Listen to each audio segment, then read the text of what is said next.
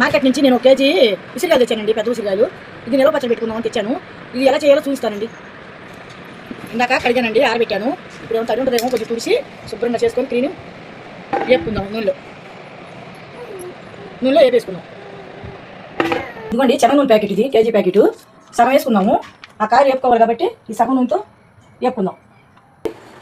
KG ఉసిరికాయలకి 150 గ్రాముల చింతపండు తీసుకున్నాం. ఇది జాడించుకొని ఉడకబెట్టుకోవడానికి కొంచెం నీళ్ళు పోసి నానబెడతాం.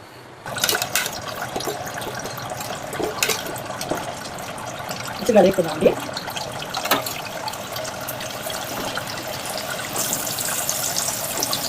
వేపుకున్నాక ఈ ఉసిరికాయలు కొంచెం ఎర్రడాలు వచ్చిందాక వేపుకొని తర్వాత తీసుకొని కొంచెం ఆడినాక అవి తొనగా కూడా తీసుకోవాలి మనం.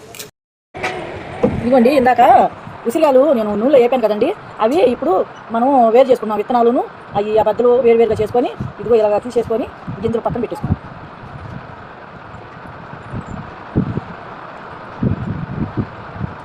విత్తనము బద్దలు విత్తనాలు వేరు చేసేసుకున్నామండి. ఇప్పుడు మీకు చూపించాను కదా చింతపండు, ఇది గుజ్జుగా పిండుకొని ఉడకేసుకున్నాం. దీంట్లో పీసులు అవి ఉంటాయి కదా, ఈ గుజ్జు జల్లితో వేసుకొని ఉడగిల్లో నేను గుజ్జు పిండుకుంటున్నాను. తర్వాత మళ్ళీ పొయ్యి మీద పెట్టి బాగా కాస్త ఉడకనియాలి. చింతపండు శుభ్రంగాను ఆ తుక్కలను తీసేసి ఆ పీస్ అంతా తీసేసి చక్కగా వడిగిల్లో వడగట్టుకొని పిసికి ఆ పులుసుని మళ్ళీ కాచుకున్నామండి. పొయ్యి మీద పెట్టి బాగా ఎర్రగా వచ్చేటట్టుగా కాచుకుంటే పచ్చడి నిల్వ ఉంటుంది. ఈ పులుసులో వేసుకున్నామండి. 150 గ్రాములు ఉప్పు తీసుకున్నాను. పొచ్చి పెట్టుకున్నాం కదండి ఉసిరికాయలు బద్దలే, అవి మళ్ళీ కొంచెం వేపుకున్నాం.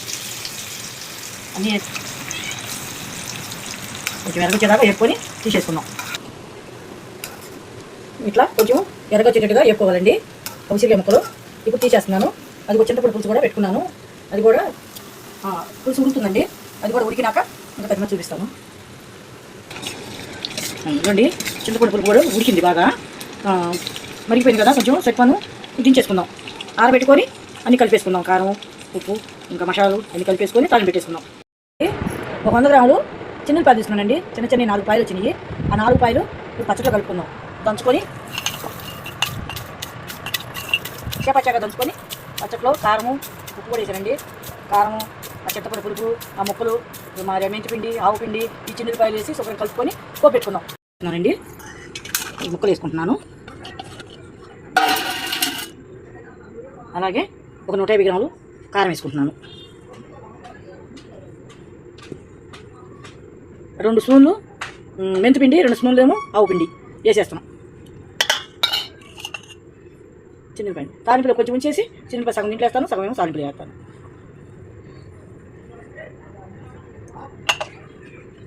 ఉడకబెట్టుకొని ఉంచుకున్న చింతపండు గుజ్జు కూడా వేసేస్తాను.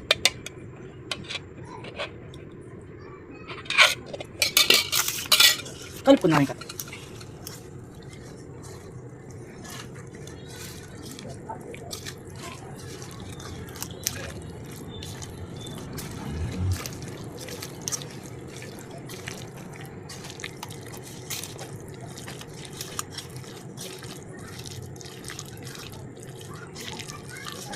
చూడండి ఈ పచ్చట్లో అన్నీ కలిపేసాను. మెంతిపిండి, ఆవు పిండి, ఉసిరికాయ ముక్కలు అన్నీ, కారం అదంతా కలిపేసాను. అన్ని పాలు వేసేసి కలిపేసి అక్కడ పెట్టాను. ఇప్పుడు పోపేసుకున్నాం. పెట్టుకుంటున్నాను పచ్చడి. ఇగో తాలింపులు వేసేస్తాను. నూనె కాగింది. ఒక 10 ఎండుమిరపకాయలు వేస్తున్నానండి. తాలింపులు ఒక 5 చిన్నపాయల గర్భాలు దంచుకున్నానండి. తాలింపు వేయడానికి వేసేస్తాను. కరేపాకు వేసుకుందామండి. వచ్చేస్తున్నాను. ఇక్కడ అయిపోయింది. ఇది చల్లార్చాక మన పచ్చట్లో కలిపేసుకుందాం. వేడి మీద కలపకూడదండి, చల్లారాలి. చల్లారాక కలిపేసుకుందాం. ఇది తాలింపు చేసుకున్నాను కదా, ఈ పచ్చట్లోకి మీకు ఈ తాలింపు పోసేస్తున్నానండి. తాలింపు వేసినాక ఇంకా తాలింపు కలుపుకున్న తర్వాత కొంచెం ఆరనేయాలండి. బాగా ఆరించినాక ఒక డబ్బాకో జాడీకో వేసుకుంటే 6 నెలలు దాకా కూడా ఆ ఎరుపు రుచి బాగుంటుంది. ఆ కలర్ కూడా పోదండి, బాగుంటుంది కారం కారం.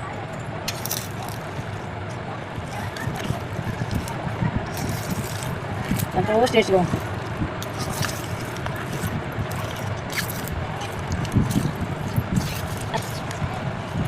ఎంతో టేస్టీగా ఉండే ఉసిరికాయ ముక్కల పచ్చడి రెడీ అయిపోయిందండి. మీరు కూడా ట్రై చేయండి. ఎలా వచ్చిందో కమెంట్ చేయండి. మీకు కనుక మా వీడియో నచ్చినట్లయితే లైక్ చేయండి, షేర్ చేయండి, సబ్స్క్రైబ్ చేయండి. మా వీడియోస్ చూస్తున్నారు కానీ లైక్ చేయట్లేదండి, ప్లీజ్ లైక్ చేయండి.